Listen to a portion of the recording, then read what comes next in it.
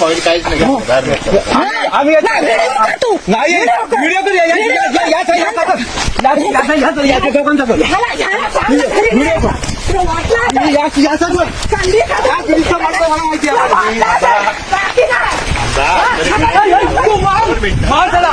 काही केलं तुम्हाला